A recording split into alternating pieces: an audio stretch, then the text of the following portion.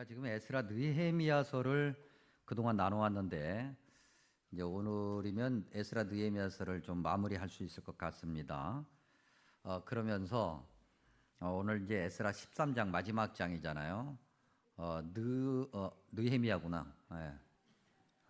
가나다라마바사. 예. 자 이제 에스라란다. 느헤미야 13장을 나누면서 이게 에스라 마지막 장이 10장이거든요. 근데 에스라 10장도 그렇고 느헤미야 마지막 13장도 그렇고 이제 같은 내용이 있습니다. 그건 이방 여인과의 결혼을 어떻게 보면은 분리하는 이제 그 내용이 있죠. 이제 우리가 생각하기에는 뭐 그런가 보다 그러겠지만 이건 굉장히 파격적이고 도전적이고 어떻게 보면은 뭐 이럴 수 있어라고 하는 그런 의심을 만들어내는 굉장한 어떤 개혁이죠. 근데 요 개혁에 이르기까지 어떤 일이 있었는가? 우리가 그 결과만 보면 이거 어떻게 이럴 수 있어라고 하겠지만 이 결과에 상관없이 왜 이런 결과가 나왔고 이런 결과에 이르기까지 어떤 일이 있었는가를 먼저 본다면 이 결과가 어떤 거든 그야말로 가정을 뭐 이방 여인과 결혼했다는 것 때문에 쪼개든 아니면 그냥 놔두든 그건 나중 문제가 되는 거죠. 정말 중요한 것이 무엇인가를 알게 되는 거니까 그 앞에 이런 일이 이 결론이 이르기 전에 그 앞에 어떤 일이 있었는가를 먼저 확인하는 것이 매우 중요하죠. 그래서 우리가 13장 느헤미야 13장을 놓고 볼 때 적어도 우리가 지난주에 나눴던 8장에서부터 이제 보면 이런 내용이 성경에 담겨 있습니다. 8장에 온 이스라엘 백성이 하나님 말씀 앞에 모이죠. 그리고 하나님 말씀이 낭독될 때 온 백성이 일어섰다 그랬습니다. 그러니까 일어선 건 철저한 순종이죠. 경의고 경외고 하나님 말씀대로 그렇게 하겠습니다라고 하는 의지 표현이죠. 그래서 하나님 말씀을 다 듣고 난 다음에 이스라엘 백성들이 뭐라고 얘기합니까? 아멘 그랬다 그랬습니다. 아멘이 뭐라고 그랬습니까? 나도 그렇게 하겠습니다. 적극적으로 동의합니다. 맞습니다. 그러므로 나도 그렇게 하겠습니다라고 하는 입술로 고백하는, 마음에 있었던 그 고백을 입술로 하는 거죠. 그리고 난 다음에 8장을 계속해서 읽어보면 이스라엘 백성들이 그 어떤 믿음의 행동으로 옮기는 그 예가 초막절을 지키는 것으로 나타납니다. 물론 오늘도 초막절을 지켜야 되냐 그건 다른 문제라고 그랬습니다. 느헤미야 시대에 하나님 말씀은 초막절을 지키는 것이었기 때문에 그때 그 초막절 지키던 습관 관습대로 초막절을 지키죠. 왜요? 하나님 말씀에 이렇게 기록되어 있었으니까. 그리고 이제 9장에 이르르죠. 9장에 가면은 출애굽을 회상합니다. 성경에 이 출애굽을 회상하는 그런 부분이 굉장히 자주 등장합니다. 왜 자꾸 출애굽을 회상할까? 출애굽은 그들이 아무것도 하지 않았는데, 바꿔 얘기하면 우리의 신앙 고백으로 바꿔 얘기하면 우리가 아무것도 하지 않았는데 하나님께서 전적인 은혜로 우리를 죄에서 구원해 주신다. 하나님께서 기다리셨다가 도저히 안 되겠으니까 이제는 내가 직접 구해줘야 되겠다라고 해서 구원해 주시고 그 하나님의 은혜를 광야 40년 동안에 몸으로 경험하는 거죠. 그런데도 사람이 얼마나 고집스럽고 얼마나 정말 이 죄로 가득하냐면 안 듣는다는 거죠. 하나님께 철저하게 순종하지 않는다는 거예요. 그리고 다시 한번 그런데도 그런 사람을 하나님은 끝까지 하나님께서 약속하신 약속의 땅으로 이끄시고 그들에게 하나님의 약속의 땅을 보여주시고 확인시켜 주신다. 그러니까 어떻게 보면 사람의 삶 속에서 인간의 어떻게 보면 역사 속에서 분명하게 확인되는 하나님의 은혜 그리고 분명하게 우리가 고백할 수밖에 없었던 사람의 죄 그것이 출애굽 안에 다 담겨 있어요. 그래서 출애굽을 수시로 기억하고 회상하면서 느헤미야 9장도 조상 때부터 지금까지 반복되어 온 죄를 고백하고 회개하죠. 그리고 그걸 기록으로 남깁니다. 10장에 가면은 이름들이 쭉 나옵니다. 그 기록을 하고 거기에 사인한, 그야말로 사인한 서명한 사람들의 이름이 쭉 등장을 해요. 그건 뭐냐면 책임감이거든요. 내가 이렇게 하겠습니다라고 하는 책임감이에요. 그 이름들을 쭉 기록하지요. 그리고 그걸 봉인해서 후대에 남겨요. 지금 우리는 하나님 말씀대로 살지 않아서 이렇게 비록 망했지만 우리 후대만큼은 이런 어리석음을 반복하지 않기를 바라는 마음이 이 11장까지 가득 차 있어요. 그리고 12장에서 제사장과 레위 사람들을 언급하면서 그들에게 11조를 줍니다. 바꿔 얘기하면 제사장과 레위 사람들이 그동안 11조를 못 받아왔고, 그래서 그들이 온전히 하나님을 예배하는 데 집중할 수 없었고, 그래서 온 이스라엘 백성들이 하나님을 제대로 예배하지 못했다. 핸드폰을 무음으로 하시기를 바랍니다. 그래서 다시 12장에서 그걸 회복하는 거예요. 말씀을 읽다 보니까 그렇구나, 우리가 그걸 안 했네. 그래서 예배가 제대로 세워지지 못했고, 그러다 보니까 예배를 드리지 않는, 안 드린 건 아니에요. 근데 제대로 예배를 드리지 않았다고 하는 거죠. 온전히 하나님을 바라보지 못했다고 하는 거죠. 그리고 난 다음에 13장에 이르러요. 자, 이제 13장 1절 한번 보시죠. 1절에 이렇게 기록되어 있습니다. 그날 모세의 책을 낭독하여 백성에게 들렸는데, 이거 느헤미야 8장에 나오는 거잖아요. 다시 한번 하나님의 말씀을 낭독하는 거죠. 끊임없이 낭독하는 거죠. 느헤미야 8장에서부터 13장까지는 좀 시간이 흐르거든요. 그러니까 8장에서 한번 하고 끝난 것이 아니라 13장에서 다시 한번 하죠. 아마도 8장과 13장 사이에 하나님의 말씀을 낭독하는 것은 계속 있었을 거예요. 왜냐하면 그들이 뭔가 행동으로 올바른 믿음의 모습을 보여주는 것으로 비춰봤을 때 그런 거예요, 여러분. 교회가 성경 공부를 한다고 할 때 공부란 단어는 반복이라는 뜻이라고 그러지 않았습니까? 그러니까 성경 공부를 한다고 그러면 교회가 함께 모여서 하나님의 말씀을 반복해서 읽어야 된다, 그런 의미예요. 교회는 그래야 돼요, 여러분. 교회 다니는 사람이라면 그래야 된다는 거죠. 함께 모여서 하나님의 말씀을 읽고 또 읽고 또 읽고 또 읽어야 돼요. 그래야 우리의 연약함이 겨우 자리 잡혀갈까 말까예요. 그래도 잡혀갈까 말까 하는데 하나님 말씀은 한 번도 읽지 않고 어디서 계속 주워 듣기만 하고, 그러면서 하나님이 원하시는 믿음의 공동체로 바르게 커가고 교회다운 교회가 되고 올바른 믿음을 가지고 우리 개개인 성도가 하나님의 자녀들이 성장할 수 있을까? 불가능해요. 우리는 그런 존재가 아니에요. 죄와 교만으로 가득한 우리는 절대 그럴 수 없어요. 그래서 여러분, 우리 교회 통독 정독 있잖아요. 오시라니까요. 왜 안 오세요? 네? 왜 안 오세요? 함께 읽자니까요.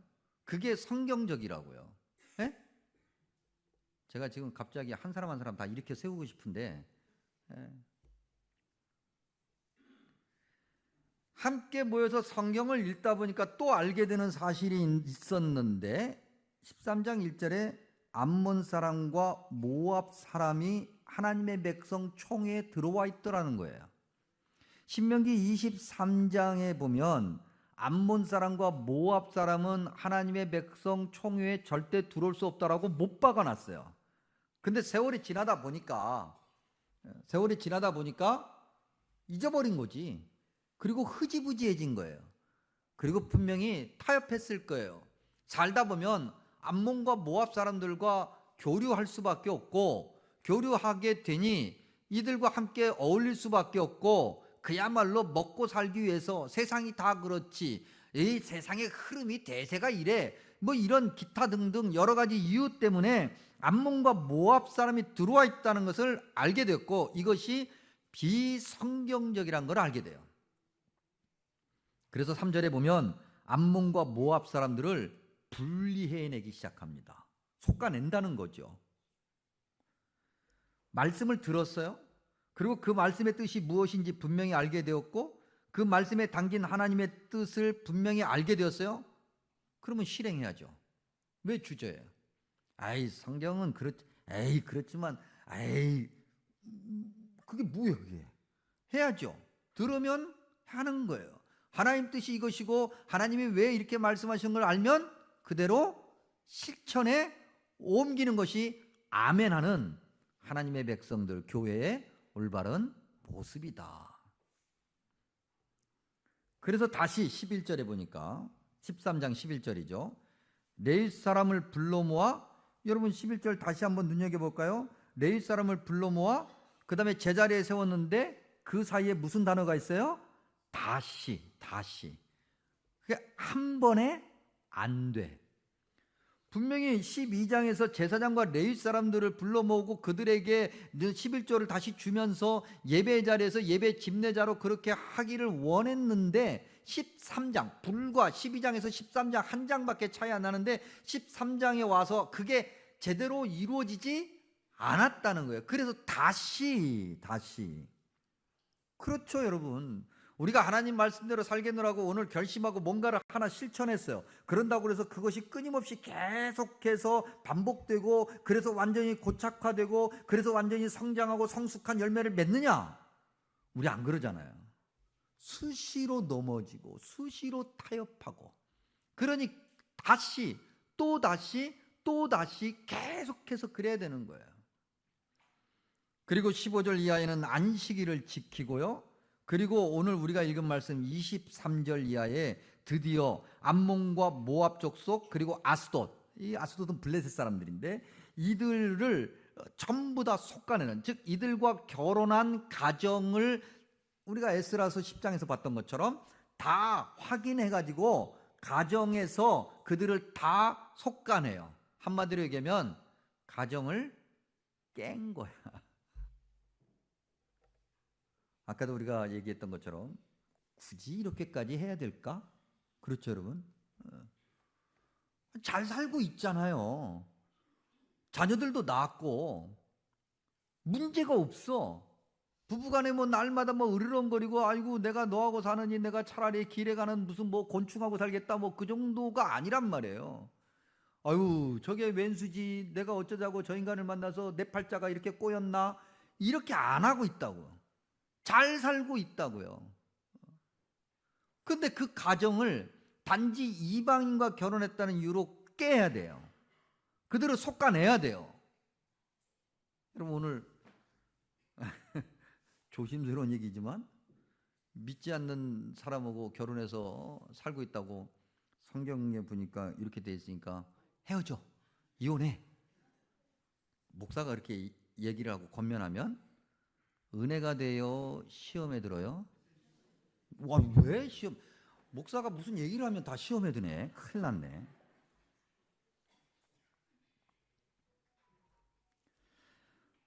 우리가 결론만 보면 그래요. 결론만 보면. 그런데 왜 하나님이 이런 말씀을 하셨고 왜 이렇게만 해야 되는가의 그 시작점과 그 과정을 보면 그렇게 결혼 생활을 계속 하든 안 하든 그건 그 다음 문제야. 그야말로 결론이 어떻게 나오든 정말 중요한 것은 시작을 어떻게 하고 그 다음에 시작을 왜 그렇게 해야 되며 무엇을 해야 되며 그러한 흐름은 무엇인가를 정확하게 아는 것이 중요해요. 그래야 결론이 제대로 내려지니까. 하나님 백성들이 느헤미야 시대, 에스라 시대에 하나님 백성들이 이러한 어떻게 보면은 좀 받아들이기 어려운 그러한 결단을 하게 된 그 시작점은 어디에 있어요? 하나님 말씀에 있잖아요. 하나님 말씀을 보니 우리가 얼마나 큰 죄인인가를 알게 되어서 그래서 하나님 앞에 우리의 죄를 고백해요. 하나님의 약속과 은혜를 잊어버리고 세상의 방식을 따라간 그 죄를 고백해요. 하나님께서 그렇게 말씀하셨는데 끝까지 듣지 않았던 그러한 나의 교만과 죄와 고집과 아집을 고백하는 거예요. 하나님의 은혜를 잊었다고 하는 거죠. 수많은 종이, 하나님이 보내신 종이 끊임없이 하나님의 말씀을 전했지만 듣지 않고 그저 내 생각과 내 고집과 내 생각대로 그렇게 해온 나의 신앙생활, 문제가 있다는 거죠. 여러분, 우리가 거듭거듭 말씀드리지만 에스라 느헤미야 시대가 어떤 시대라고 그랬습니까? 망한 시대라. 완전히 죄 때문에, 자기들의 어리석음 때문에 망한, 그럼에도 하나님께서 이러다가 망한다, 이러다 망한다, 망하면 어떡하니, 아이고 어떡하니, 제발 좀 망하지 않았으면 좋겠는데 망했어요. 주님이 뭐라고 말씀해요? 그래, 내 말 안 듣더니 망했네. 아유 꼬숩다. 계속 망한 상태로 있어라 라고 말씀하시지 않았다. 말 안 들었어요. 고집 피웠어요. 끝까지. 그래서 망한 사람들을 놓고 하나님이 뭐라고 말씀하세요? 회복시키시겠다. 아무것도 안 했는데, 말도 징그럽게 안 들었는데, 그래서 하나님의 은혜로 회복이 되어서 바벨론 폴에서 돌아오는 은혜를 입고 예루살렘 성전을 재건하고 성벽을 고치고 다시 하나님의 백성으로 살겠노라고 그렇게 다짐했는데, 스룹바벨, 그 다음에 에스라, 느헤미야 시대를 거치면서 그들은 세월이 흐르자 다시 무디어졌어요. 에스라 10장에서 분명히 그렇게 했는데 느헤미야 13장이 올 때까지 다시 뭉그러졌다는 거예요. 사람은 그래요, 여러분. 저와 여러분은 그런 존재예요. 우리 그렇잖아요. 정말 서당계 3년이면 풍어를 읊는다고 그랬는데, 서당계 3년이 아니라 신앙생활 30년을 해도 하다못해 풍어라도 읊어야 되는데 내 목소리만 키우는 것이 우리잖아요. 내 생각, 내 고집, 내 주관, 심지어는 나의 신앙의 경험. 여러분, 하나님의 백성들이 예배를 안 드린 것이 아니다 그랬어요. 항상 예배를 드렸어요. 예배를 멈춘 적이 한 번도 없어요. 근데 그들이 드리는 예배는 그야말로 그들의 예배였죠.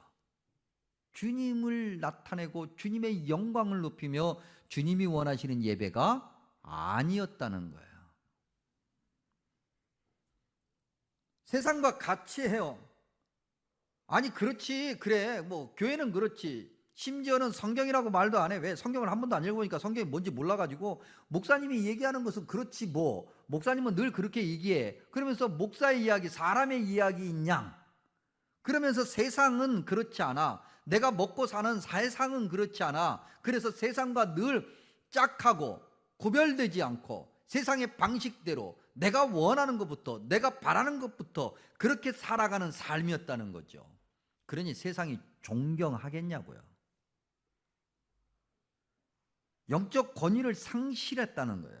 그리고 그 상실한 이유를 26절은 솔로몬에게서 찾아요. 얘를 솔로몬으로 든다고요. 여러분, 솔로몬이 누구예요? 이스라엘 백성들에게 다윗과 솔로몬은요, 저 위에 있는 사람이에요. 근데 그 솔로몬을 확 끌어내려서, 야 봐봐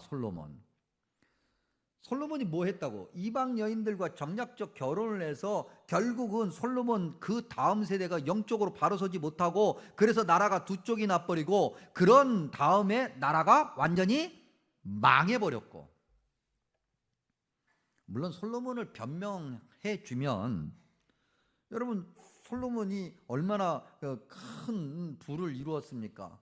그리고 막 많은 사람들이 막 솔로몬은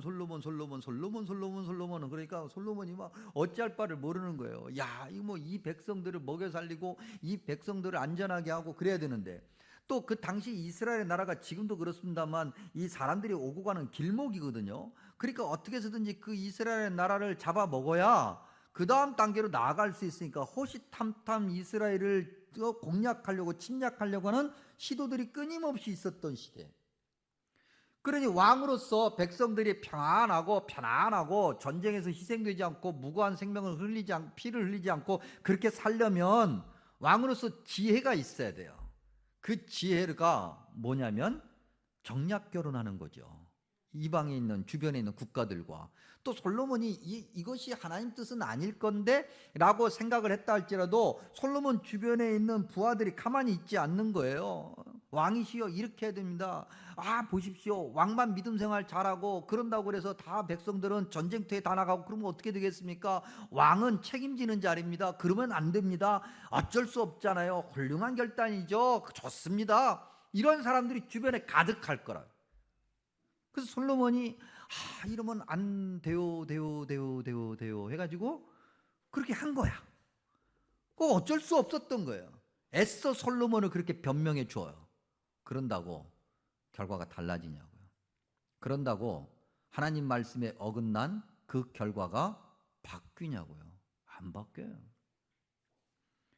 느헤미야는 그 솔로몬 같은 사람도 결국은 그것 때문에 이러한 파멸의 결과를 가져왔는데 하물며 너와 나랴. 느헤미야는 이렇게 얘기하고 있는 거예요. 솔로몬 같은 사람도 이렇게 안 됐는데 하나님 말씀에 무릎을 꿇고 회개하고 하나님 말씀대로 살려고 몸부림치고 그렇게 하지 않고 생각하고 그렇게 또 생각해서 타협하는 바람에 이 난리를 만들었는데 하물며 우리야. 그러니 더 정신을 바짝 차려야 되겠다라고 하는 것이 이 13장의 말씀이에요. 오늘 이제 10월 마지막 주일이죠. 우리가 교회가 일반적으로 지키는 종교개혁 주일입니다. 종교개혁. 좋은 단어죠. 종교개혁. 마이클 리브스라고 하는 영국 학자가 이 종교개혁 전문가인데 이분이 우리말로 꺼지지 않는 불길이라 번역되어 있는 영어 원제도 그래요. 꺼지지 않는 불길. 종교개혁은 지금도 계속해서 이루어져야 되고 계속해서 불타오르야 된다라고 하는 의미를 이제 그 책 제목 안에다 담아놨는데 우리말로 번역되어 있는 그 책 92쪽에서 종교개혁을 이렇게 설명해 놨어요. 한번 들어보시겠습니까? 사람이 스스로 좋은 사람이 되는 것은 불가능하니 하나님의 완전하고 충분한 은혜에 의지해야 함을 인정하는 것, 이것이 종교개혁이라는 거예요. 굉장히 정확한 거죠. 사람은 사람의 의지와 노력으로 완벽할 수가 없어요. 좋은 사람이 될 수 없어요. 하나님 말씀에 합당한 사람이 될 수 없어요. 온전히 하나님의 완전하고 충분한 은혜에 의지해야만 겨우 될까 말까라는 거예요. 그걸 인정하는 것, 바꿔 얘기하면 하나님의 은혜 앞에서 나는 여전히 죄인이라고 하는 회개를 하는 것에서 시작하는 것이 종교개혁이에요. 여러분 저만 해도 종교개혁 전문가가 아니라서 종교개혁 역사가가 아니기 때문에 종교개혁하면 좋은 얘기만 계속 들어왔어요. 그런데 종교개혁 전문가들의 이야기를 자세히 들어보고 그들의 글을 읽어보고 역사적 자료를 찾아보니까 그 정말 종교개혁, 그 수많은 종교개혁가 그들의 그 배경을 들여다보면 진정한 회개보다는 정치적 그리고 시대적 이익을 추구하기 위해서 종교개혁에 편승한 이들이었고 그런 일들 그런 사건들이 너무 많았었던 시대가 종교개혁 시대더라고요. 종교개혁으로 우리는 알고 있는데 종교개혁이 아니라 여전히 그 안에서 사람의 이익과 사람의 만족을 누리려고 하는 종교적으로든 정치적으로든 경제적으로든 그러한 사건이 뒤범벅되었던 시대가 종교개혁 시대예요. 그런데도 종교개혁이 가능했던 것은 하나님의 계획과 섭리 때문인데 하나님의 계획과 섭리라고 하는 것은 그만큼 교회가 죄로 꽉 찼다고 하는 거예요. 그래서 하나님께서 더 이상 두고 볼 수가 없어 한 번 더 은혜를 베푸셔 종교개혁이라고 하는 이름으로 하나님의 섭리를 발휘하여 우리를 올바른 신앙으로 이끌어 가셨던 거지요. 하나님의 은혜가 아니면 개혁도 안 되는 것이고 그 하나님의 은혜 앞에 말씀을 붙들고 눈물 콧물 쏟아내며 회개하지 않으면 아무것도 안 되는 것이고 사람의 정의와 공의만 있게 돼요. 여러분 우리는 흔히 정의와 공의라는 단어를 너무 쉽게 씁니다. 정의, 공의, 공의 빼고 정의라는 단어만 해도 얼마나 좋은 단어예요. 그런데 사람이 이야기하는 정의, 저와 여러분이 우리의 경험 속에서 얻어져 우리 머릿속에 각인되어 있는 정의와 성경에서 얘기하는 정의는 사뭇 달라요. 우리가 성경에서 얘기하는 정의와 공의가 무엇인지를 바르게 알아야 될 텐데 이미 내가 생각하는 정의가 있고 내가 생각하는 공의가 있어요. 그래서 사람들이 내 말대로 해야 돼. 네가 내 말대로 듣는 것이 정의야 라고 이야기해요. 그리고 내 말대로 하면 그게 개혁이야. 올바른 개혁은, 올바른 변화는, 올바른 믿음의 성장과 성숙한 열매는 죄를 고백하는 회개에서 시작해야 되는 거예요. 여러분, 우리가 오후에 이제 한국교회 대형 집회가 예정되어 있죠. 여러분, 이제 예배 끝나고 난 다음에 가셔도 늦지 않을 것 같아요. 가실 분 가십시오. 제가 팁을 알려드리면 사람이 많이 몰리잖아요. 그러니까 요 옆에 271번 종점, 요거 271번 타고 편안하게 종점에서 앉아서 가시면 거기서 딱 내리면 딱 거기야. 그러니까 얼마나 편해. 그렇죠? 가기 아주 좋아요. 올 때도 딱 거기서 버스 타고 딱 오면 요 종점에 딱 내려. 그러니까 좀 이런 건 아무나 알려드리는 거 아니에요. 전화되니까 알려드리는 거지. 근데 정말 지혜가 필요해요. 기도 정말 많이 해야 되고 또 기도하고 또 기도해야 돼요. 이 집회가 하나님의 영광이 되기를 간절히 소망합니다. 혹여 다 교회 다니는 사람들이 모인 거잖아요. 집회 끝나고 갔더니 온 길바닥에 쓰레기 널려 있고 온 가게 화장실 난리 나고 근데 그럴까봐 걱정돼요. 또 안쪽에서 말이죠. 그냥 눈 부라리고 막 침 튀어가면서 막 그럴까봐 또 그것도 걱정돼요. 이거 완전히 기운지는 모르겠는데 그리고 회개의 소리가 없어요. 한국 교회가 지금 회개해야 되는데 회개합니다 한마디 하고 말은 한 1000마디를 내뱉어요. 종로에 가면 연동교회가 있어요. 이성희 목사님이 우리 교단의 총회장 하시고 그분이 이제 은퇴하시고 난 다음에 그분의 후임으로 김주영 목사님이라는 분이 이제 목회를 하시는데 이분이 이제 국민일보에 쓰신 글 제가 이제 설교를 다 정리하고 이렇게 우연히 국민일보를 통해서 봤는데 이분이 쓰신 글이 오늘 우리와 연관이 있어서 좀 소개해 보고자 합니다. 이분이 제가 알고 있기로는 저보다 어리세요. 그러니까 제가 굉장히 젊은데 이 분위기가 좀 이상하긴 한데 아무튼 굉장히 젊은데 이분이 저보다 어리니까 이분은 아주 젊은 거죠. 근데 이분의 이야기를 우리가 눈여겨볼 필요가 있습니다. 제목이 유반젤리즘과 영적 난독증이에요. 난독이 뭡니까? 읽지를 못한다는 거잖아요. 읽고 해독을 못하는 거예요. 요즘 이 시대가 그렇죠. 아이들 이렇게 책 읽으라고 딱 던져주면 벌써 애들이 머리가 막 굳어버리죠. 난독, 못 읽는다는 거죠. 목회 데이터 연구소라는 데에서 매년마다 한국교회를 분석하면서 어떤 그 한국교회 트렌드, 그 다음에 어떤 주제, 이런 것들을 이렇게 키워드를 이렇게 쭉 핵심 단어들을 이렇게 뽑아내는데 2025년에 한 단어는 이 유반젤리즘이라는 거죠. 근데 이건 이제 알려져 있는 거예요.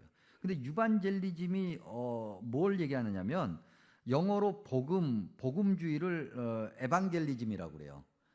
근데 이 복음과 그냥 일명 이 복음과 유튜브가 합해진 거예요. 그 유튜브 복음이지. 그래서 유반겔리즘에 발음도 안 된다. 유반젤리즘에 그래서 이 시대가 유튜브 시대라는 거예요, 여러분. 유튜브 좀 보지 마세요, 여러분. 유튜브를 보고 이게 정확하게 우리의 믿음에 도움이 되는지 안 되는지를 우리가 구분할 수 있는 영적 성숙함이 없으면 안 보는 게 나아요, 여러분. 유튜브를 좀 도대체 정치 유튜브는 왜 이렇게 보는 건데요, 여러분? 정치 유튜브 봐서 우리 믿음에 도움되는 것 같지는 않아요. 물론 양쪽 다 의견 듣고 난 다음에 아 그렇구나, 정말 주님이 원하시는 건 무엇일까 열심히 고민하고 기도하면서 그 길을 찾아가려고 한다면 또 모르겠는데, 그런 분은 제가 여지껏 본 적 없어요. 아직 제가 어린 인생을 살아가고 있어서 그런지 못 보겠어요. 그저 그냥 한쪽 이야기, 내가 좋아하는 얘기만 잔뜩 들어가지고 막 다른 한쪽은 그냥 일단은 다 틀렸고 일단은 다 제거해야 될 대상인 것뿐이에요. 그 안에는 기독교인들도 있는데, 유반젤리즘이 복음에 대해서 치명적인 어떤 한계를 주고 있는데, 그게 뭐냐면 하나님의 말씀인 성경을 더 이상 읽지 않게 한다는 거예요. 유튜브로 우리가 성경을 듣는 거, 안 듣는 것보다 100배 낫지만, 유튜브로 성경을 이렇게 들으면서 그 다음에 나는 성경을 어느 정도 읽었고 들었고 라고 하면서 뭐랄까 좀 스스로 안위한다는 거죠. 만족한다는 거예요. 여러분, 우리가 어떻게 유튜브에서 성경을 막 읽고 막 그러면서 어떻게 그냥 성경책은 안 보고 유튜브에서 낭독하는 것만 들으면서 뭐 설거지도 하고 TV도 보고 막 그러면서, 여러분 그게 하나님 말씀으로 귀에 쏙쏙 들어오던가요? 성경 본문은 읽지도 않고 유튜브에서 나오는 성경 공부 영상을 보는 것으로 성경에 대한 지적 역량이 넓어졌다고 그렇게 생각한다는 거예요. 여러분, 이분이 저보다 어리시다고 그랬어요. 그러면 생각이 굉장히 현대적이어야 되고 굉장히 뭐랄까 좀 젊은 사람 감각으로 해야 되는데, 이분이 젊으신 분인데 생각은 꼰대 같아. 과연 그런가? 아니죠. 이 목사님이 성경을 너무 잘 보고 있는 거죠. 이분이 이런 얘기를 해요. 이제 성경은 낭독돼야 된다. 말씀을 소리 내서 읽는 옛 신앙을 회복해야 된다. 이거 느헤미야 말씀이거든요. 또한 성경은 정독해서 읽어야 된다. 낭독, 정독, 그 다음에 마지막으로 성경을 묵독해야 된다. 낭독, 정독, 묵독. 오늘 우리 교회에서는 함께 모여서 하나님의 말씀을 듣고 나누고 누리고, 내내 같은 의미의 다른 표현이에요. 그렇게 해야 된다는 거죠. 영적 난독증에 빠져서 우리의 생각으로 그렇게 믿음 생활하고 이걸로 만족하는 어리석은 자가 되어서는 안 되겠다는 거예요. 하나님 말씀 앞에 우리가 겸손하게 엎드려 하나님이 원하시는 믿음 생활하려고 몸부림을 치고 내가 얼마나 죄인인가를 말씀 앞에서 회개하고 눈물 콧물 쏟을 때야 비로소 우리는 주님이 원하시는 길을 한 발 내딛게 되는 거예요. 그렇지 않으면 신앙의 군더더기, 신앙의 비만, 내 생각으로 가득한 믿음 생활을 하게 돼요. 그리고 하나님이 원하시는 결과는 만들지 못해요. 세상이 왜 이렇게 교회를 만만하게 보는가? 그건 세상이 문제이기 때문이 아니라 우리가 문제이기 때문에 그런 거예요. 지금 이 시대는 날마다 교회가 회개하고 또 회개하고 하나님 말씀 앞으로 다가가고 또 다가가도 될까 말까한 시대예요. 여러분, 돈, 건강, 믿음의 공통적인 것이 뭐라고 그랬어요? 여러분, 건강. 한 달만 뭐 내가 먹고 싶은 대로 폭식하고 뭐 한 달이 뭐야, 일주일만 그렇게 하면요 내장 비만이 아주 확실하게 채워져요. 근데 그거 빼려면 진짜 힘들게 빼야 돼요. 돈 100만 원이라도 모으려면 정말 힘들어요. 쓰려면 삽시간이에요. 믿음 까먹으려면 삽시간이에요. 근데 올바른 믿음으로 나아가려면 정말 힘들어요. 사탄이 가만히 있지 않아요. 계속해서 흔들어요. 하나님 말씀 앞에 서시기를 바랍니다.